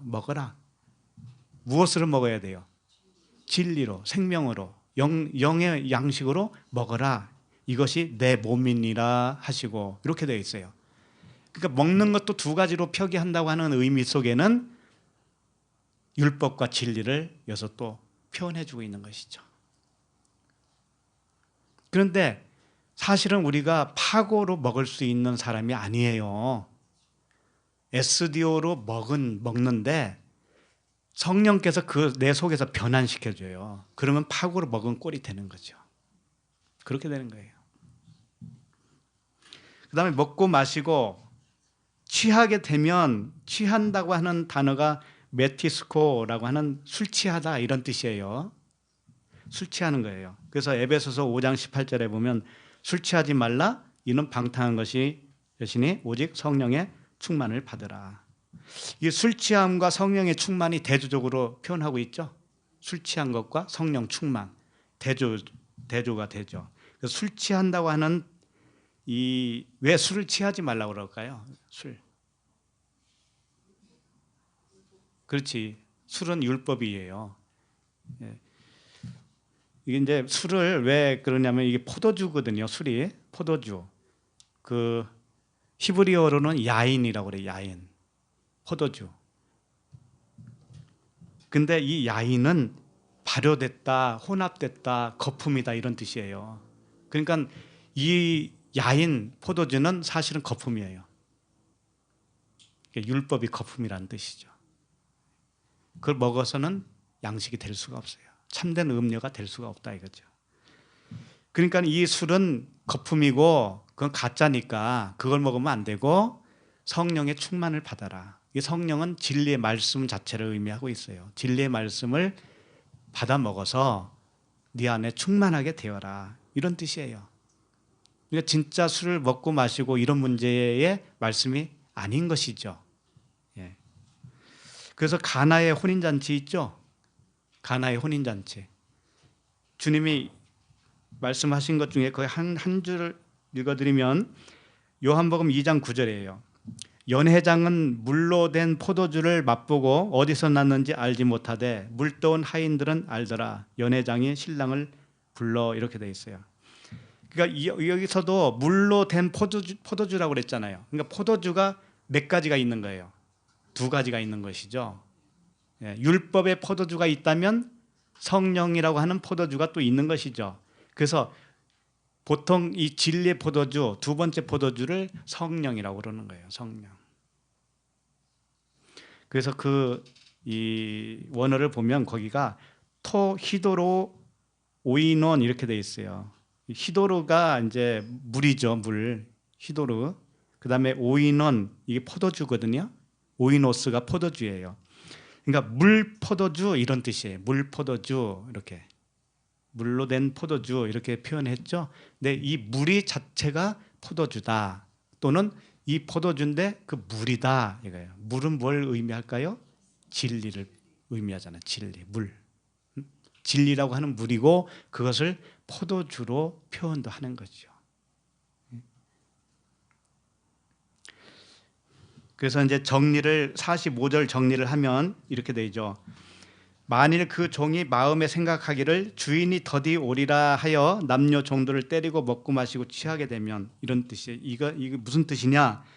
카이로스의 시간대, 그 영원한 시간 안에서 진리로 전하지 않고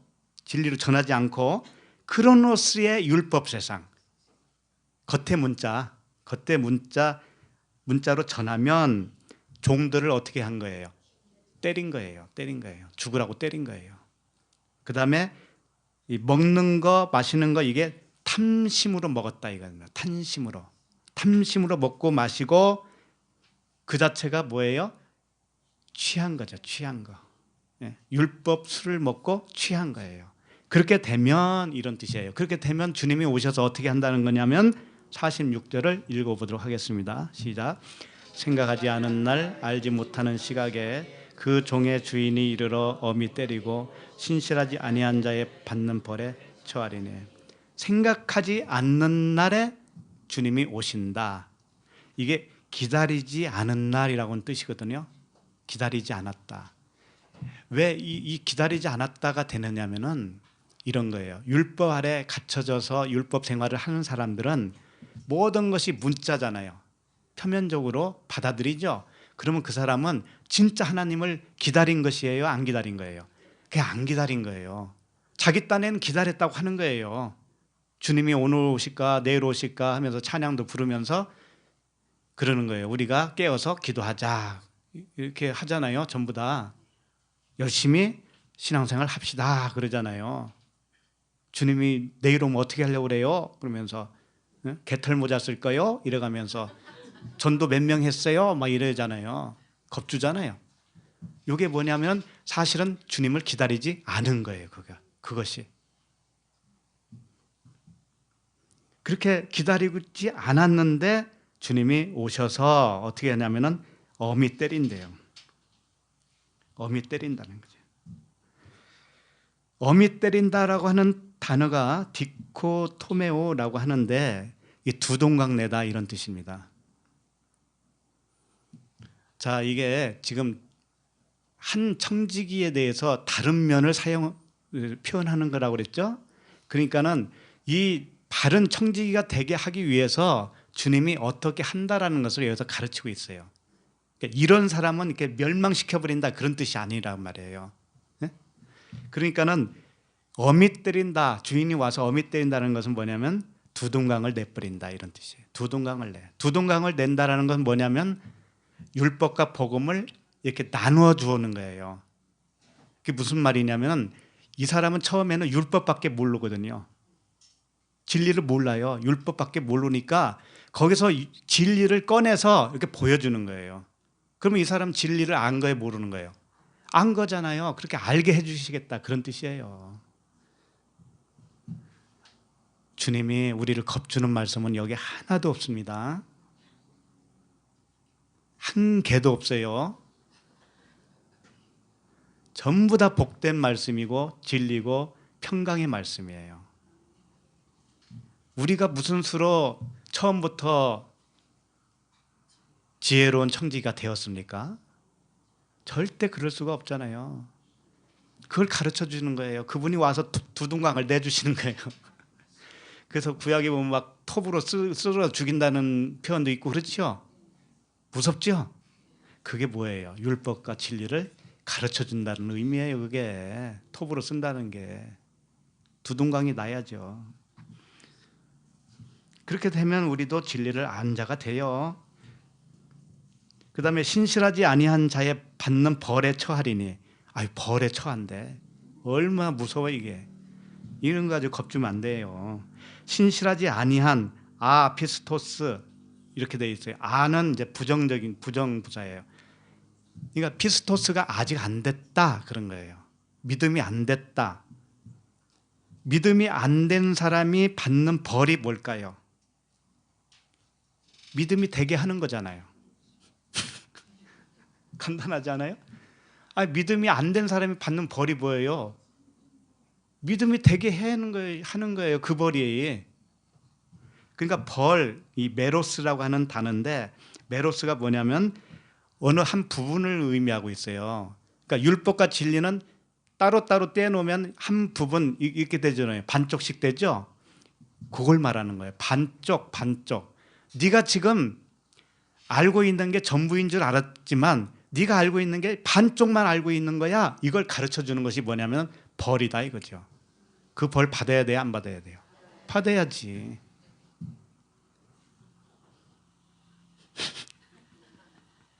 다 그 말씀이라니까요. 복음이라니까 복음. 아이고 이렇게 되면 안 되지라고 하잖아요. 우리 사람들은 겁나가지고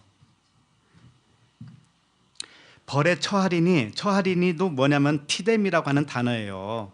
티데미는 이렇게 쫙 풀어서 배열해 놓는 거예요. 배열해 놓는 거예요. 예를 들면 성전 가면은 물두멍이 있고 떡이 있고 등잔대고 전부 다 있잖아요. 이게 예? 그것이 무엇인가를 쫙 설명해 주는 거예요. 펴놓고 율법이 네가 알고 있는 율법이 전부인 줄 알았지? 그게 아니야. 이건 두 동강이야. 둘 중에 한 부분이야. 그러니까 나머지 부분을 네가 깨달아야 되는데 그걸 내가 알려줄게 하고서 쫙 배열을 시켜주는 거예요. 주님이 오셔서. 그러면 그거 다 배울 거 아닙니까? 배우면 아 이게 진리였네 이렇게 될 거 아니에요. 그 사람이 지은 집, 그 성전은 보이지 않는 성전을 가르쳐준 용도로 여기에 지어놓으셨구나. 이제 그걸 깨닫게 되면 거기서 양 잡아요, 안 잡아요? 안 잡아도 되잖아요. 이렇게 해서 깨닫게 해주신다. 그다음 47절을 읽겠습니다. 주인의 뜻을 알고도 준비하지 아니하고 그 뜻대로 행하지 아니한 종은 말이 맞을 것이요. 이렇게 돼 있죠. 자, 주인의 뜻을 알고도 준비하지 아니했다. 그러면 그 뜻대로 행하지 아니했고 그 종은 많이 맞는다. 이렇게 돼 있죠. 그러면 이게 이렇게 읽으면 어떻게 돼요? 아, 열심히 해야 되는구나. 주님의 뜻을 잘 분별해 가지고 우리가 잘 열심히 봉사하고 섬겨야 되겠구나. 봉사하고 섬겨야 돼요. 그것은 뭐 틀린 말은 아니죠. 근데 이제 여기에 나온 말씀은 무슨 뜻이냐면은 주인의 뜻을 알고도 준비하지 아니하였다라고 하는 것은 뭔가를 예비하지 않았다라는 뜻이에요. 예비하지 않았다. 무엇을 예비하지 않았냐면은 이런 거예요. 예를 들면 이 마태복음 26장 19절인데 제자들이 예수의 시키신 대로 하여 유월절을 예비하였더라. 요게 예비하면 잘한 거예요. 그러면 유월절에 필요한 것을 예비했다라는 것은 무엇을 예비했을까요? 유월절에 뭐 해요? 그렇지. 양 잡고 소 잡고 하는 그런 것들이 무엇을 의미해요? 예수 그리스도의 죽으심을 의미하는 것이죠. 그리고 유월절은 무교절의 첫날이잖아요. 무교절은 뭘 먹어요? 누룩 없는 떡을 먹잖아요. 그러니까 그것이 뭘 의미하는가를 알고 예비하면 예비한 것이에요. 유월절이 의미하는 것이 뭔지 모르고 그 떡만 준비하면 어떻게 된 거냐면 예비한 게 아니에요. 그 의미를 여기서 말하고 있죠. 그러니까 이 종은 주인의 뜻을 알고도 준비하지 않았다라고 하는 것은 뭐냐면 주인의 뜻은 겉으로 알았다 이거예요. 주인의 진짜 뜻을 안 게 아니고 겉으로 알고 준비하지 않았으니까 뭔가를 준비하기는 했어요. 유월절 떡을 막 준비했다니까요. 준비했는데 하나님은 그걸 준비한 게 아니다라고 보는 거예요. 왜 그럴까요? 네가 지금 모르고 있잖아 그거잖아요. 그 의미를 모르고 하고 있지? 그러면 너 준비한 거 아니야 그거. 그렇게 말씀하시는 거예요. 그러면은 종이 어떻게 맞는다고 그래요? 많이 맞는다 그러잖아요. 많이 맞는다. 많이 맞는다고 하는 뜻이 뭐냐면 이런 거예요. 가죽을 벗겨버린다 이런 뜻이에요. 가죽을 벗긴다. 맞는다라고 하는 단어가 대로이거든요. 주님을 뺨을 때렸죠. 이 뺨 때리는 게 뭐냐면 가죽을 벗기는 제스처예요. 율법의 가죽을 벗긴다. 그러니까 육의 몸을 벗는 것. 이게 뭐라고 그랬죠? 회개라고 했잖아요. 세례, 회개. 예? 참된 회개는 육의 몸을 벗는 것이다. 예? 그게 육신의 생각을 벗는 것이다. 이것을 맞는 것으로 표현한 거예요. 주님이 우리를 때리는데 어떻게 때리냐면은 가죽을 벗기는 것이다. 육의 몸을 육신의 생각을 벗겨내는 것이다. 그러는 거예요. 그러면 그 예비를 겉으로만 했는데 이제 속 것을 예비할 수가 있어요. 예? 속의 것을 의미를 완전히 깨달은 상태로 되는 것이죠. 예. 그렇게 해주시겠다. 율법을 벗겨주겠다. 육신의 생각을 벗겨주겠다. 그런 거예요. 그 말씀이에요. 자, 48절 읽겠습니다. 알지 못하고 맞을 일을 행한 종은 적게 맞으리라. 물은 많이 받은 자에게는 많이 요구할 것이요 많이 맡은 자에게는 많이 달라 할 것이니라. 자, 알지 못하고 맞을 일을 행한 종이 있다라는 거죠. 이게 뭘까요?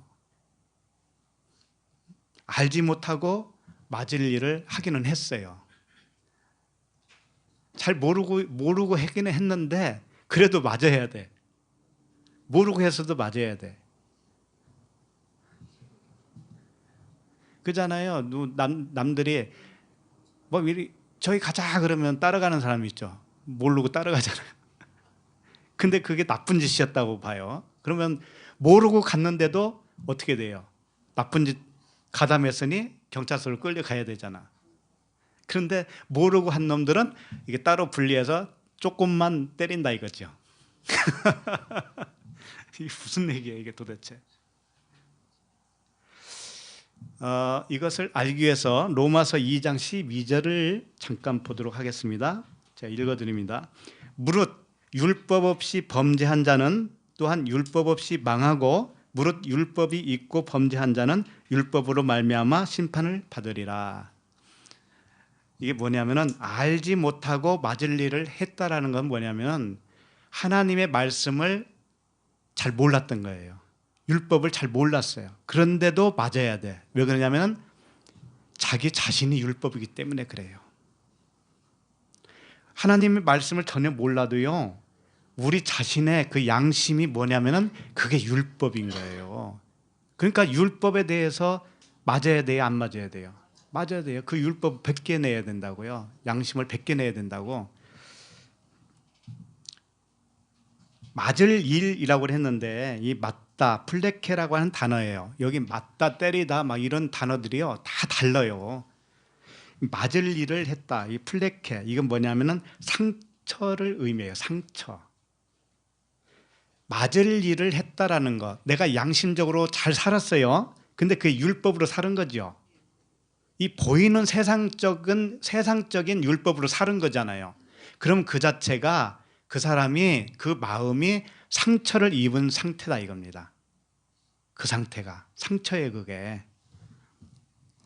상처로 되어 있는 그 종은 적게 맞으리라 라고 하는 것은 같은 단어 대로라고 하는 단어 아까 말씀드린 대로 가죽을 벗기는 거예요. 그러니까 율법을 하나님의 말씀을 잘 모르시는 분들이 있잖아요. 교회에 처음 나와서 잘 몰라요. 몇십 년 신앙생활 한 사람하고 같아요, 틀려요? 틀리죠? 몇십 년, 수십 년 한 사람들은 말씀을 잘 알아요, 몰라요? 알아요. 그런 사람들은 벗길 게 많을까요, 적을까요?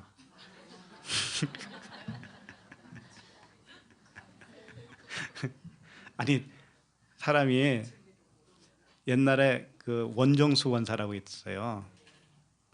그 양반이 그 간증한 걸 들어봤는데 어렸을 때 어머니가 거린을 데리고 왔더라는 거예요.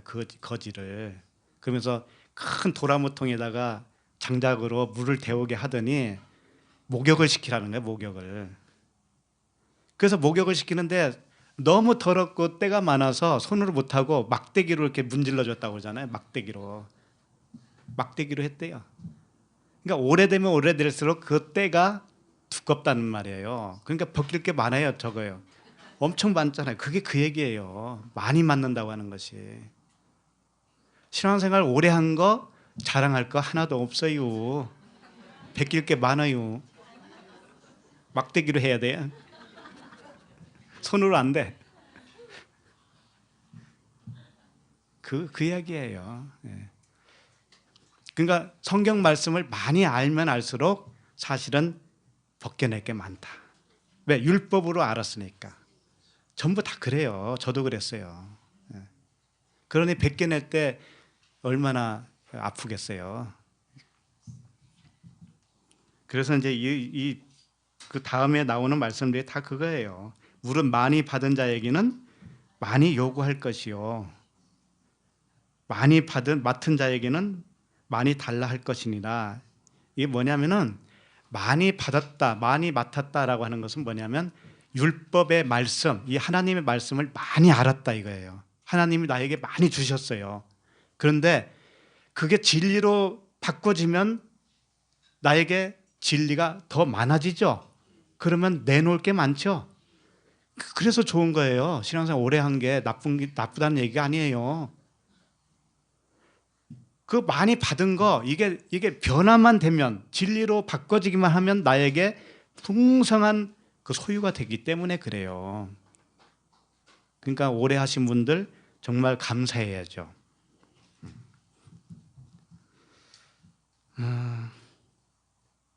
그런 겁니다. 율법을 많이 받았으면 그게 진리로 많이 쌓이는 것과도 같아요.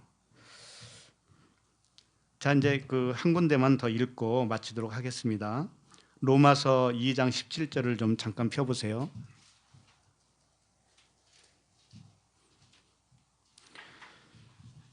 로마서 2장 17절에 보면 유대인이라 불리는 내가 율법을 의지하며 하나님을 자랑하며 율법의 교훈을 받아 하나님의 뜻을 알고 지극히 선한 것을 분간하며, 이렇게 되어 있어요. 그러니까 유대인에 대해서, 표면적 유대인에 대해서 여기서 책망을 하는 말씀입니다. 왜 유대인, 왜 이스라엘이라고 안 하고 유대인이라고 할까요? 그래서 이제 제일 나중에 보면은 이면적 유대인, 표면적 유대인 이렇게 되어 있어요. 그러니까 유대인 하면 이스라엘 백성을 의미하기는 하는데 율법을 상징하기 때문에 그래요. 자, 유대인이라 불리는 내가 율법을 의지하며 하나님을 자랑한다 이거예요. 그런데 18절, 율법의 교훈을 받아 하나님의 뜻을 알고 그랬는데, 이게 하나님이라고 하는 단어가 없습니다. 여기서 하나님의 단어가 없으면 어떻게 되냐면 율법을 교훈의 뜻을 안다 이런 뜻이에요. 그러니까 율법을 이 표면으로만 그 뜻을 알고 있다 이런 뜻입니다. 표면으로만 뜻을 알고 지극히 선한 것을 분간하며 그랬는데, 이것도 오역이에요. 디아페로라고 하는 단어예요. 지극히 선한 것, 이게 디아페로. 이 그런 뜻이 아니고 전달하다, 퍼뜨리다 뭐 그런 뜻이에요. 그러니까 이게 어떻게 된 거냐면 율법의 교훈을 그 겉으로 뜻을 알고 그대로 퍼뜨리고 있다 이런 뜻이에요. 표면적으로만 네가 퍼뜨리고 있어, 표면적으로만 가르치고 있어, 이런 뜻이에요. 잘한 거예요, 못한 거예요? 지금 모르고 있는 거죠. 맹인이죠, 맹인. 그 다음에 19절, 맹인의 길을 인도하는 자요 그러잖아요. 자기가 맹인이니까 맹인의 길을 인도하고, 어둠에 있는 자의 빛이요, 어둠에 있는 자의 빛이요, 네가 어둠이야 이런 뜻이에요, 쉽게 말하면. 자, 그 다음에 20절, 율법에 있는 지식과 진리의 모본을 가진 자로서, 이렇게 돼 있는데 율법에 있는 지식과 진리의 모본이 뭐냐? 모본, 겉모양이라는 뜻이에요. 겉모양. 응? 그러니까 율법에 있는 지식과 진리를 겉모양으로만, 표면으로만 네가 알고 있다 이런 뜻입니다. 이해가 가죠? 표면으로만 알고 있어요. 이 사람은 어리석은 자의 교사요 어린 아이의 선생이라고 스스로 믿으니, 스스로 자칭 선생이다 그러는 거예요. 그러면 다른 사람을 가르치는 내가 내 자신은 가르치지 아니하느냐? 응? 도둑질하지 말라 선포하는 내가 도둑질하느냐? 이거예요.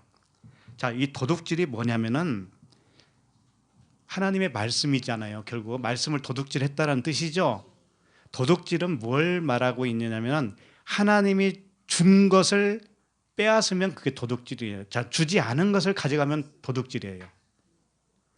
하나님은 문자의 의미로, 율법으로 사실은 준 적이 없다 이런 뜻입니다. 그걸 준 이유는 그걸 통해서 진짜 진리를 깨닫게 하기 위해서 줬는데, 너는 거기에는 마음이 없고 내가 비유로 던져준 거 그걸 진짜로 알고 있구나 이런 뜻이에요. 그게 도둑질인 거예요. 응? 비유는 왜 주냐면은 비유를 통해서 진짜를 알게 하기 위한 목적이지요. 그런데 그 비유를 진짜로 알고 있어요. 그럼 비유를 도둑질한 거잖아요. 성전을 지으라고 했잖아요. 성전을 지어놓고 성전을 통해서 진리를 알라고 했는데 진리는 몰라. 그럼 성전을 도둑질한 거예요. 그런 의미라고요. 그렇게 하면 안 된다. 그래서 이 다 볼 수는 없으니까 29절 보면 오직 이면적 유대인이 유대인이며 할례는 마음에 할지니 영에 있고 율법 조문에 있지 아니한 것이라 그 칭찬이 사람에게서가 아니요 다만 하나님에게서니라 이렇게 되어 있죠. 그러니까 결론적으로 말하면 율법의 조문에 하나님의 영은 율법 조문에 있지 않다. 표면적 율법 하나님의 말씀에 하나님의 영이 없다라는 거예요. 거기에는 생명이 없다. 생명은 어디 있느냐?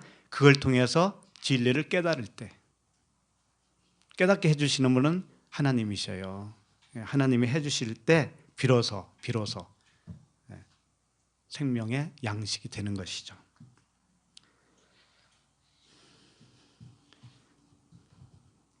그래서 결론은 그런 거예요. 말씀을 적게 받은 자는 내놓을 것도 적은 것이고 말씀을 많이 받은 분은 내놓을 것도 많은 거예요. 풍성해지는 거예요. 그러니까 말씀을 더 들어야 돼요, 안 들어요? 들을수록 나에게 진리가 더 풍성해지는 겁니다. 예. 그 진리는 변함이 없어요. 그래서 한 가지만 더 시간이 좀 갔지만 한 절만 더 읽겠습니다. 야고보서 3장 1절을 좀 잠깐 보세요. 야고보서 3장 1절. 내 형제들아 너희는 선생된 우리가 더 큰 심판을 받을 줄 알고 선생이 많이 되지 말라. 자, 여기를 딱 읽으면은 어떤 생각이 듭니까? 내 형제들아 너희는 선생된 우리가 더 큰 심판을 받을 줄 알고 선생이 많이 되지 말라. 선생질 하지 말아라. 남 가르치지 말라. 이렇게 보이죠? 근데 그런 이야기가 아니에요. 그다음 2절 보면 우리가 다 실수가 많으니 만일 말에 실수가 없는 자라면 곧 온전한 사람이라 능히 온몸도 굴레 씌우리라. 자, 1절과 2절은 대비해서 말씀을 해 주신 거예요. 어떻게 대비를 했느냐? 1절은 선생 차원에서 가르치는 걸 말하는 거예요. 1절은. 그럼 2절은 뭐냐? 온전한 사람 차원에서 가르치는 걸 말하는 거예요. 그러면 1절에서 말하는 선생, 이건 뭐냐? 율법 선생을 의미하는 거예요. 율법 선생으로는 죽어야 돼요? 안 죽어야 돼요? 죽어야 돼요. 그래서 예수님이 죽으신 거예요.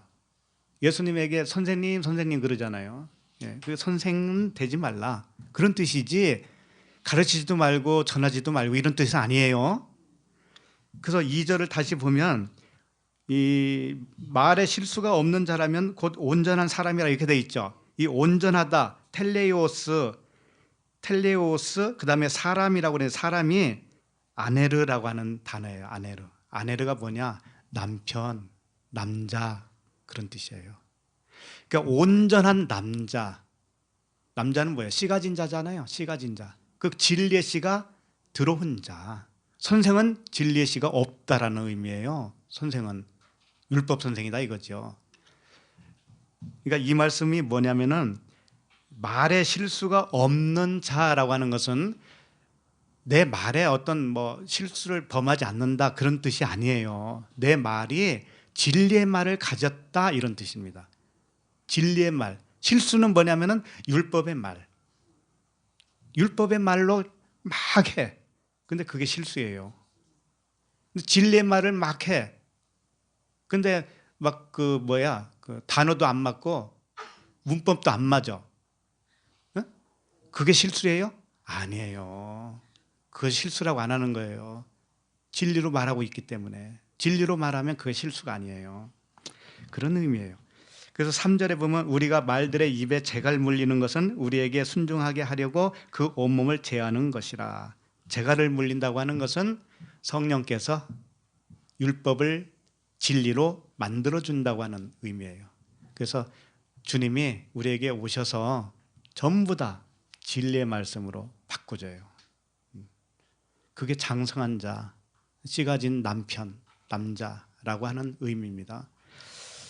그래서 선생으로서는 심판을 받아야 돼요. 선생으로서는 심판을 받고 장성한 남자가 되어야 합니다.